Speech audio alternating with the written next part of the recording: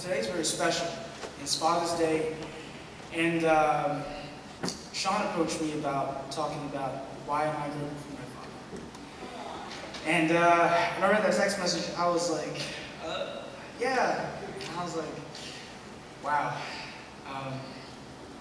And I don't know if you guys know this, but just as a young man, or as growing up in a Christian church, it's easy to say that I'm a perfect. On the outside, it looks like you have like a perfect relationship with your dad.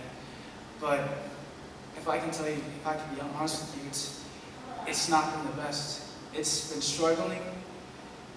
It's hard, and I can't tell you how many countless nights I have had just thinking about really with my dad, like how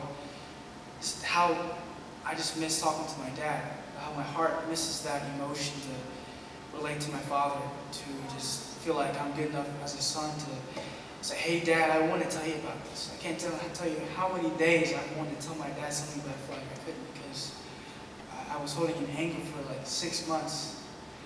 The first time ever, I think, I hung out with my father like 4 weeks ago, and that was the first time I had hung out with him in like 6 months and talked with him. And that day was hard for me. And I don't know what it was, but it's like God has perfectly set up this day and put on my heart to really talk to my dad. My sisters were out with my mother, and my brother was out, and it was just me and my father. And I said, Dad, can we just hang out today? And we hung out one day, and I was challenged by someone to do that.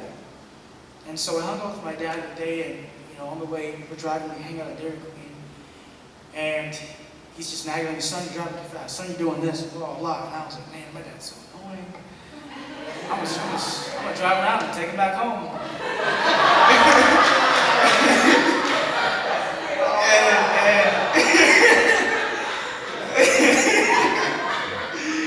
And I was like, but I was like, you know what, Christian?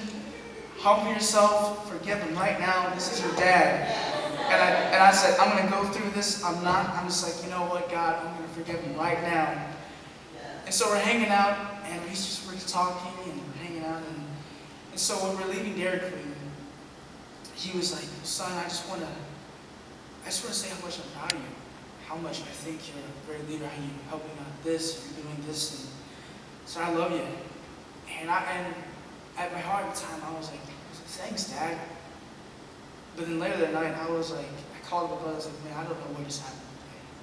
I said, man, today was the first time I can actually say that, like I had a great day with my dad. And I was sort of crying. I was like, man, I'm so grateful for this day. And then my heart wasn't truly humbled by it. But it was Memorial Day. And I was hanging with my dad, and he said, son, come over here, let's talk about this. Let's talk about what's going on in life. And we talked. I said, Dad, I'm feeling about this. I feel this way. I want to do this. He's like, you know what, son? I believe you. I think you can do it. And I said, Dad, what do you want for Father's Day? And he said, son, what I want for Father's Day, I just want you to graduate from college. I want you to, do well in life. I want you to do this. And I went upstairs, and I couldn't help but just feel like I just want to start crying. And that was the first time I could actually say, I was like, wow, like my heart was soft. It was broken pieces. I feel like, man, I could say that I love my dad. I have the best dad in the world. And so why am I grateful for my father? Because the many months I rejected him, where he tried to reject him, where he tried to love me, I rejected him. And he just said, and he just continued to love me, no matter what. And I'm grateful for my father because his graciousness and his forgiveness.